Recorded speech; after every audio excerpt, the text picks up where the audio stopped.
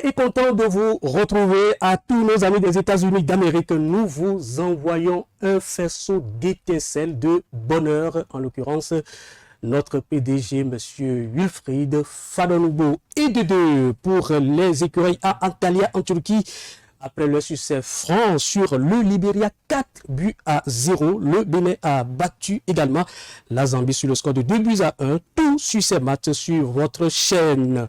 Il sera également question de la Ligue Pro de basketball, conférence Nord et Sud qui était à sa 6e journée en milieu de semaine. Les temps forts seront passés au scanner dans votre émission. Bienvenue à tous. Chérif Montiwa, bonjour. Bonjour Belmondo Atingpo. C'est un plaisir d'être à nos côtés pour cette émission. Plaisir partagé Belmondo. Alors, on le disait, ça a bien démarré pour les écureuils en Turquie avec une victoire éclatante, 4-0 devant le Libéria. Les images. Opération réussie pour les écureuils du Bénin au Titanic Sport Complex Stadium en Turquie face à l'équipe du Libéria, score final 4-0. Un match bien maîtrisé par les jaunes qui ouvrent le score déjà dès la 12e minute de jeu par Sebio Sokou d'une lourde frappe qui trahit Sambé à l'enton.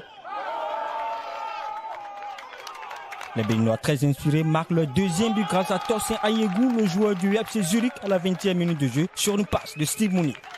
Jodé Dossou, très rapide, participe également au festival et creuse l'écart pour les écureuils à la 40e minute de jeu sur un tir sans contrôle. Un cauchemar pour les Lone Stars du Libéria qui rejoignent les vestiaires très déçus. En deuxième période de jeu, les hommes de Moussa Latunji restent dominateurs sans inquiéter le gardien du Libéria. Il faut attendre jusqu'à la 60e minute de jeu pour voir Johan Roche se débarrasser de 3 défenseurs libériens. Steve Mounier, bien servi, clore la partie en inscrivant le 4e but des jaunes. À noter que les Béninois joueront la Zambie le dimanche avant de défier le Togo le mardi. Moussa Latunji, le sélectionné par intérim de l'équipe, est satisfait du contenu et du résultat du match. Je pense qu'on a bien commencé le match contre le Libéria. C'est un match qu'on voulait jouer comme on a joué. Et on voulait jouer la pression, on voulait jouer vraiment haut. Et on l'a fait.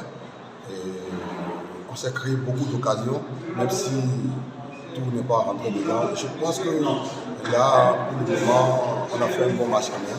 On a fait un bon match puisque beaucoup d'occasions créées. Donc c'est bien pour l'équipe.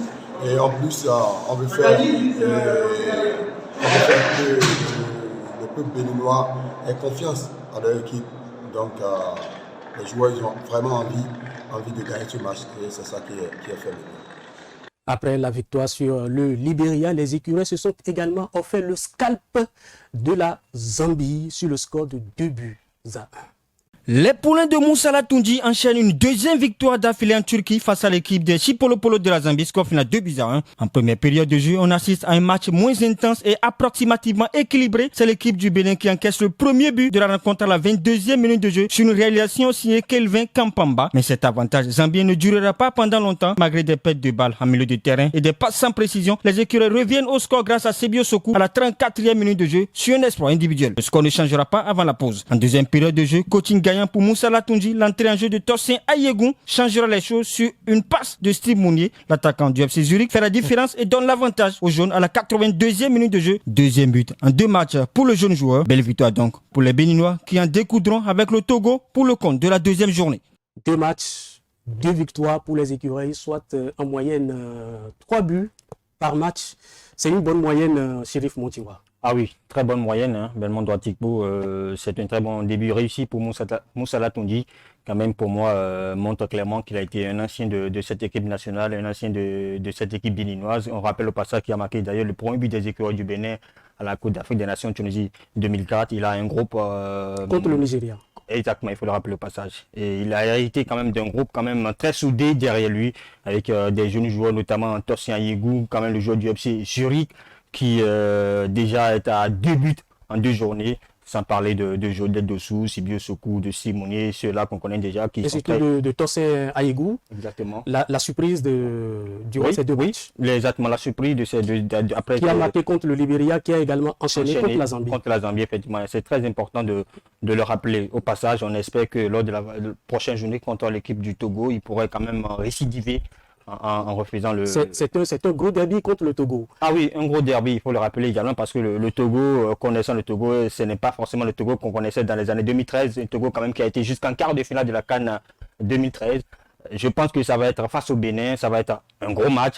On ne peut que souhaiter bonne chance à Moussa Latondi et ces jeunes garçons quand même qui ont envie quand même d'aller très très loin. Et qui risque d'être confirmé à son poste. Ah oui, comme professionnel. Ah oui, il risque quand même d'être confirmé à son poste parce que là, à quoi ça sert d'aller chercher un sélectionneur étranger qui nous coûterait vraiment cher, qui coûterait cher à la fédération béninoise, sachant que des équipes comme le Sénégal ont été championnes d'Afrique avec un Aliou Cissé qui est un sélectionneur local. On espère pour lui que lors de ces 3 derniers matchs, il pourrait quand même tirer son épingle du jeu et pourquoi pas séduire la fédération béninoise qui pourrait le nommer. Les filles étaient également sur l'aire de jeu ce week-end à travers donc la Ligue pro féminine de football Caton plein Pounaja, 6-2 devant Tigresse. Porté par Joy Bazenda d'un quintuplé, Nadia FC inflige une lourde défaite à Tigresse sur le score de 6-2. Cueilli à froid à la 6e minute par Tigresse, Selifat Bassabi marque contre son camp pour s'offrir l'avantage au bleu-blanc dès l'entame de cette rencontre. Sans plus tarder, Kesifat Bayi par une frappe repoussée par la gardienne de Tigresse relance le jeu en égalisant à la 12e. Très puissante dans les relances, Joy Bazenda profite d'une balle perdue par l'équipe adverse pour marquer le 2e but de Nadia à la 20e. Les filles de Charles Bewa restent très percutantes et continuent de montrer leur suprématie dans les contre-attaques pour égaliser sur une sortie hasardeuse de la gardienne de Nadia par Alimantou Touré. Mais la réaction de Joy ne tardera pas après 1 minute pour enfoncer le clou peu avant la première mi-temps sur le score de 3-2. Au retour des vestiaires, le festival Joy Igbazinda emballait tout le stade dès la 62e minute en balayant tout sur son territoire pour signer le but de break. Après plusieurs occasions nettes ratées par Tigresse, les filles de Moustapha Bello prennent possession du camp adverse pour asphyxier les visiteuses à la 70e et à la 81e par Joy Igbazinda qui marque son quintuplé dans ce match. Score final 6-2 pour Nadia. Roland Bédier, vous venez de nous rejoindre en plateau. Bonjour. Bonjour Belmondati. Nous allons prendre donc les nouvelles des autres résultats de la 10e journée du championnat féminin avec vous. Dans la poule A, Wengro s'est fait battu par Léopard 16-0. AS Galassi en déplacement échoue devant Vigueur FC 3-1. AS Gamiar Gaïf Phoenix FC 1-0. Espoir Cotonou domine AS Lyon 6-0.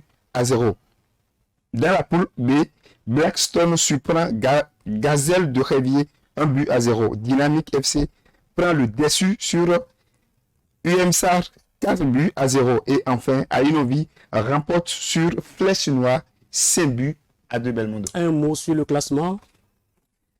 Dans la poule A, Espoir FC vient en tête avec 21 points plus 31, suivi de Léopard FC et Elite AC qui totalisent tous deux 19 points à la différence de plus 30 pour Léopard et plus 26 pour Elite. Dans cette poule, AS Lyon est l'avant-dernier avec 5 points moins 19 et Wengro qui tient la lanterne rouge avec 0 points moins 98. Dans la poule B, Dynamique recolle au peloton de tête avec 25 points plus 30. Samu Nelly vient en deuxième position avec 21 points plus 16. Inovi en troisième position avec 18 points plus 14. AS UMSAR occupe l'avant-dernière place avec 6 points moins 18. Et enfin, Flèche Noire regarde la lanterne rouge dans cette poule avec 1 point moins 22. Belmondo. Merci Roland Bédier, vous restez avec nous pour la suite. On change de discipline. On passe cette fois-ci de la balle au panier. La Ligue Pro de basketball était à sa 6e journée ce mercredi. AOL s'incline devant Renaissance chez les hommes avec la manière, n'est-ce pas Roland Bédier? La série de victoires s'arrête pour AOL BBC qui n'a pas su cette fois trouver les ressources nécessaires pour arriver à bout de Renaissance. Après 2 victoires consécutives, Ghislain Kiki et ses coéquipiers tombent face à la troupe des Rouges. Pourtant, l'entame de partie était à l'avantage de AOL qui gagne le premier quart 11-18. Dans le deuxième acte, Renaissance revient dans le match et inflige un 20-10 à son adversaire pour rentrer au vestiaire avec 3 points d'avance. En seconde période, les joueurs de l'entraîneur Chris Christian Olivier Quenom font preuve de maîtrise. Ils gagnent le 3e puis le dernier quart-temps sur les scores de 19-11 et 13-12 pour finalement s'imposer 63-51. À la fin du match, le coach de AOL s'explique. Les matchs se sont suivis et ça n'a pas permis aux joueurs de se reposer. La dernière fois, on a eu assez de blessures. On n'a pas pu corriger ces blessures-là. Ça fait que déjà, on a perdu notre meneur pratiquement, qui avait un problème à la cheville. Donc, il n'a pas pu tourner. Et dans l'ensemble, il y a eu des effets de fatigue. Donc, je comprends la réaction des joueurs sur le terrain. Je sais que les jeunes, là, ils ont du potentiel, ils peuvent beaucoup faire. Et il faut que les gens nous attendent très loin la saison prochaine. Pour le compte de la 6e journée, AOL affronte Élan Coton, tandis que Aspac sera aux prises avec Renaissance. Toujours chez les hommes, l'Aspac bat Azo Modèle sur un score également fleuve. Roland Bédier toujours. Aspac BBC continue d'enchaîner les victoires. La nouvelle victime des portuaires est cette fois Asso Modèle. Contrairement au match aller, Roland Adjado et ses coéquipiers se sont offerts une victoire avec la manière. Ils dominent l'ensemble de la partie 20-13, 23-8, 26-7 et 10-5 pour s'imposer à l'arrivée avec un écart de 46 points. Pour Aurélien Kouko, entraîneur de la formation du Port, la satisfaction est totale. Je prends un match, je travaille ce match et je joue avec. La phase aller, on n'a pas préparé, on n'a pas fait la pré-saison, on ne s'est pas bien préparé, on est allé doucement. Puisque moi j'étais parti pour gagner 2 points. Et j'aurai toujours les 2 points. Quant à Gabo Adjado, entraîneur de Asso Modèle, la mauvaise forme de l'équipe sur cette phase retour est due à un coup de fatigue. Alors d'un championnat à un autre, cette fois-ci, on va encore renouer avec le football, le sport roi. Qui sont ou quels sont les joueurs les mieux payés en Ligue française de football? Sur la liste, il y a 2 joueurs béninois qui sont très bien payés en France. Nous allons suivre cet élément de Chérif Monchewa pour plus d'édification. Le média français L'équipe a sorti sa liste des joueurs les mieux payés de Ligue 1, mais c'est un joueur moins populaire du championnat comme l'international béninois Steve Mounier touche le 2e plus gros émolument de Brest avec 70 000 € par mois. À Clermont, c'est Cédric Moutondi, le défenseur béninois qui marge de plus de 50 000 €, équivalent de 33 millions d'euros de francs CFA à égalité avec le Guinéen Mohamed Bayo. On retiendra que le Sénégalais Idrissa Gueye n'est plus le joueur africain le mieux payé du championnat français. Il est dépensé par le Marocain Achraf Hakimi, actuellement 6e le mieux payé avec un salaire mensuel de plus d'1 million d'euros. Sans surprise, Neymar avec plus de 4 millions d'euros, Lionel Messi avec plus de 3 millions d'euros et Kylian Mbappé avec plus de 2 millions d'euros mensuels. Ce sont les plus payés actuellement de la Ligue 1. C'est pour toute l'équipe technique qui nous a accompagnés durant cette randonnée sportive. Merci à chacun et à tous. À très vite.